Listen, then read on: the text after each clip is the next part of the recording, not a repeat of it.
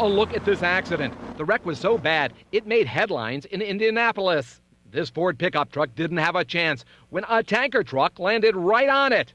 The pickup looked demolished. But instead of being brought to the junkyard or crushed for scrap metal, the pickup was actually fixed up and sold to this man, Dave Gettinger, for $17,000. Dave had no clue the vehicle he was buying was a rebuilt wreck. I looked it over and everything seemed to be in good shape, and so we proceeded and I ended up buying it. Dave only found out about the vehicle's troubled past when he ran into a guy at work that said his blue pickup looked strangely familiar. A fellow that you meet at work tells you, I used to have a truck just like this? Yes. Lo and behold, he says it's the same truck? Right. Come to find out it was the very same truck that was totaled when he had it. Dave learned that after the accident, the pickup was declared a total loss by State Farm Insurance. The company paid off the owner and took possession of the wrecked pickup. So how did it end up in Dave's driveway? Who do you blame for all this? I blame the insurance company. It's up to them. You know, if they total out a vehicle, they have to stamp that salvage. Under Indiana law, State Farm was supposed to get a new title for the car called a salvage title that's clearly marked by the Motor Vehicle Department.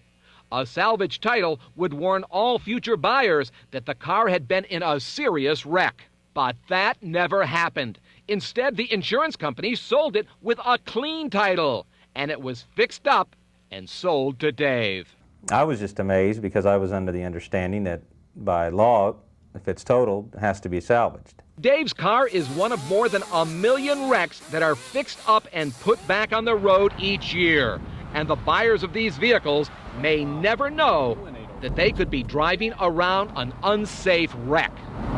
Everyone should care about this issue because it's not just a monetary issue. Lives are at stake. People's lives are at stake here. Jim Linus is a collision expert in Georgia. He says that these rebuilt wrecks can have all kinds of problems. Structural deformity, suspension problems, steering, handling, braking problems, and of course the safety issues relating to a subsequent accident. Certainly from a consumer protection perspective, this is very, very serious.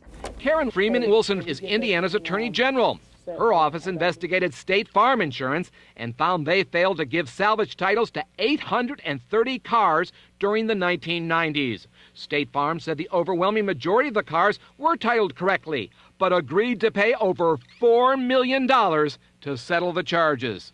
This isn't just happening in Indiana.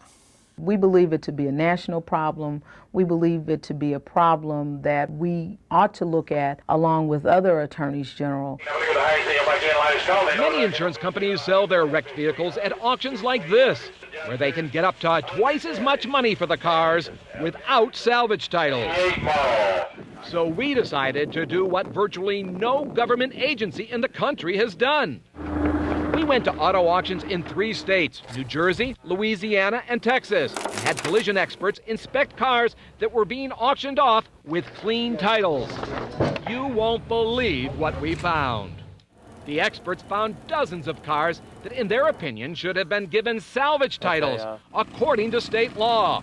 Without them, every one of these cars could be repaired and put back on the road, and the buyer would never know they were in a wreck. Like this 1997 Honda Civic, crushed head-on. And this 1997 Chevy Blazer with severe front-end damage. They cannot repair this rail here safely. Impossible. Can't be done safely. Cannot be done safely. These cars were being auctioned off by some of the biggest insurance companies, Liberty Mutual, Prudential, and Allstate. The experts said all these cars should have had salvage titles, but didn't. Like this GMC pickup truck. Virtually there's nothing left of it. This is exactly the kind of vehicle that salvage titling laws were designed to protect consumers from purchasing.